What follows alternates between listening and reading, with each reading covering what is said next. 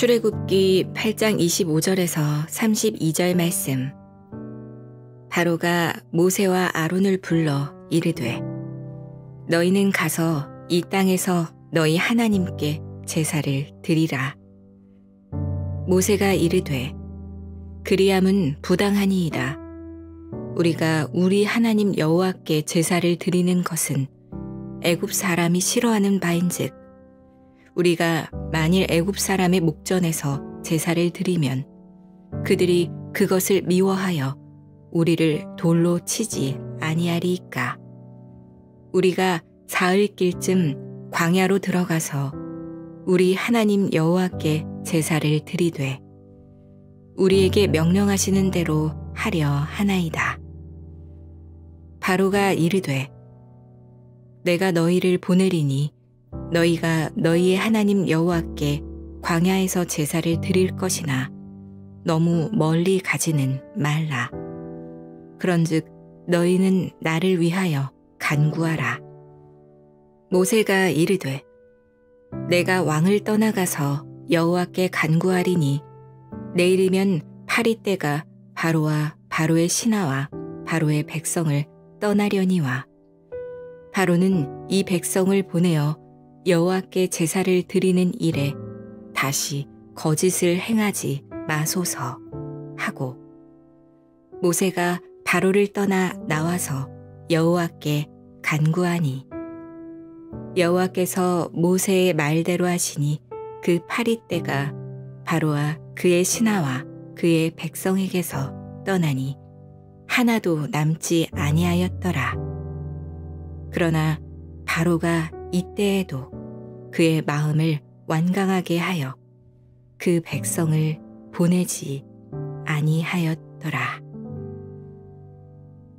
샬롬. 오늘도 하나님의 말씀으로 하루를 시작하시는 여러분들에게 하나님의 은혜와 평강이 충만하게 넘치시기를 간절히 축복합니다. 2025년 6월 6일 금요일 출애굽기 8장 25절에서 32절 말씀을 가지고 하나님의 기준대로 사는 삶이라는 제목으로 함께 말씀 나누도록 하겠습니다.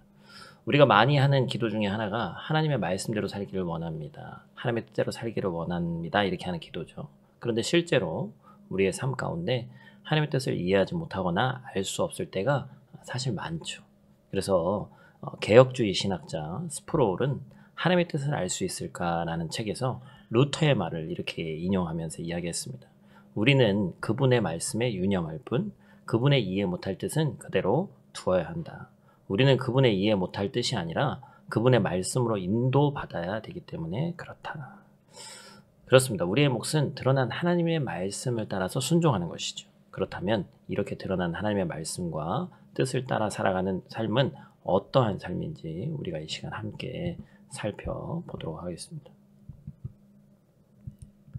오늘 본 말씀 통해서 우리가 첫 번째로 기억해야 될 것은 하나님의 기준이 삶을 이끄는 근간이 되어야 한다라는 것입니다.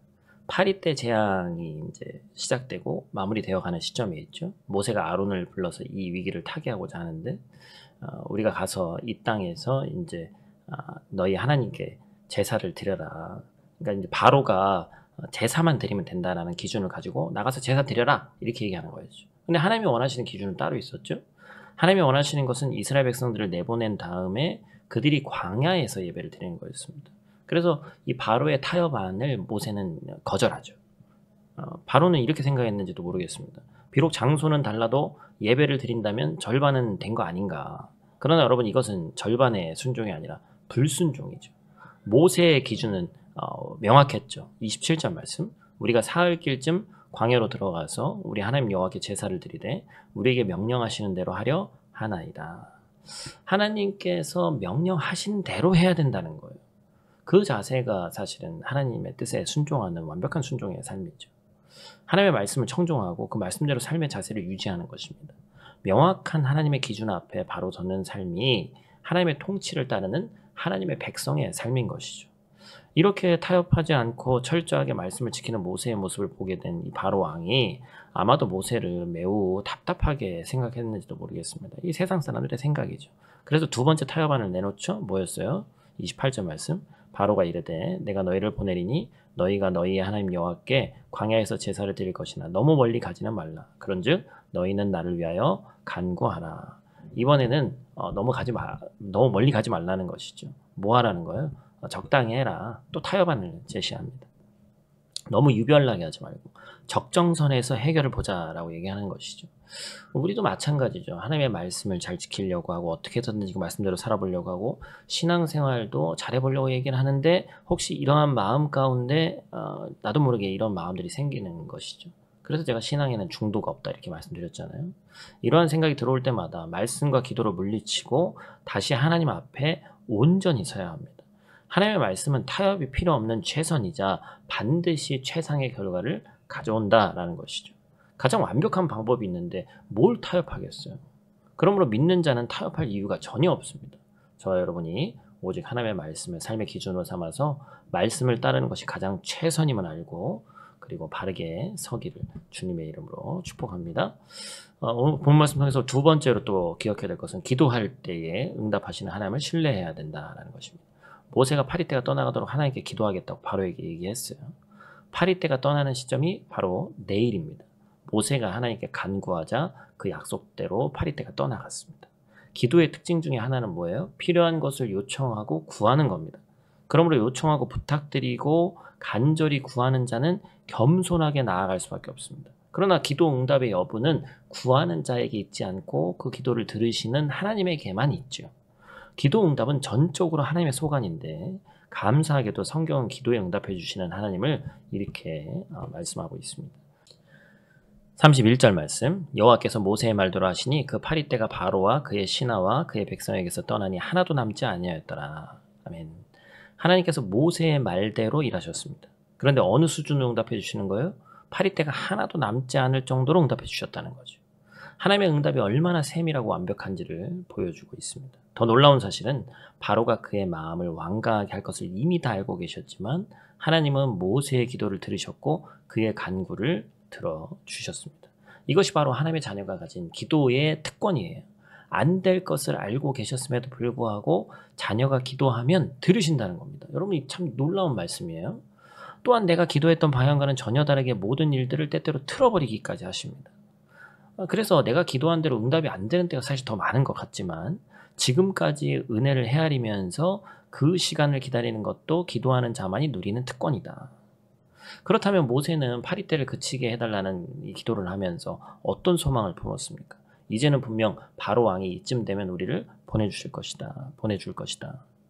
모세는 사실 10가지 재앙을 다 알지 못했죠. 우린 다 알고 있지만. 그래서 이쯤은 됐겠구나 이렇게 생각했겠죠. 그런데 결국 바로의 마음이 완악해져서 이스라엘 백성을 내보내지 않죠. 그럼 이건 실패인가요? 그렇지 않죠.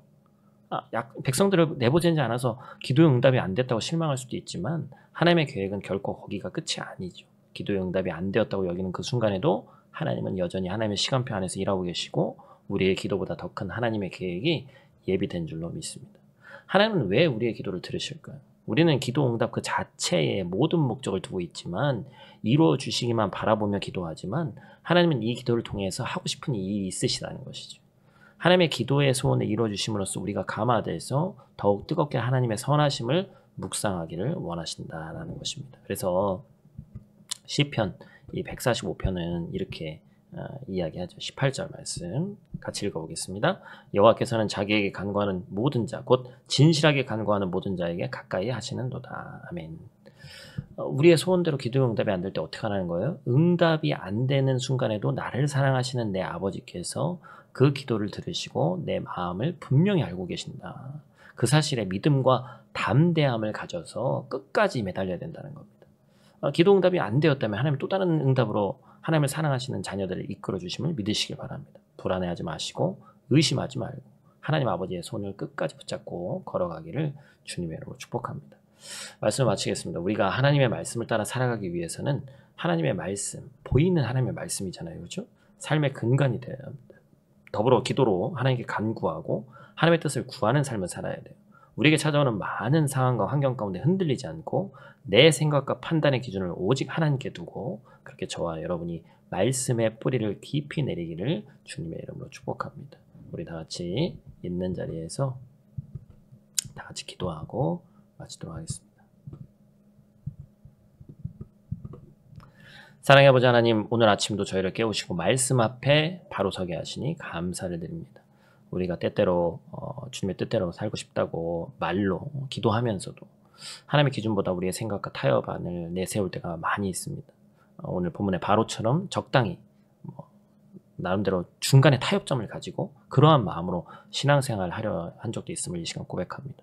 그러나 오늘 말씀을 통해 깨닫습니다. 하나님의 뜻에 대한 절반의 순종은 결국 불순종임을 다시금 배우게 하시니 감사를 드립니다. 타협 없는 그리스도인다운 순종의 삶을 살아갈 수 있도록 하나님 도와주시옵소서. 또한 기도하는 자의 간구를 들으시는 하나님을 신뢰하게 하시고 때로는 응답이 지연되고 눈앞에 변화가 없어 보여도 여전히 역사하시는 그 하나님을 믿고 담대히 기다리는 자들 되게 하여 주시옵소서. 오늘 이 아침 흔들리는 세상 속에서도 말씀과 기도로 굳게 서는 하루 되게 하시고 하나님의 기준과 사랑 안에 깊이 거하는 삶 될 수 있도록 하나님 도와주시옵소서.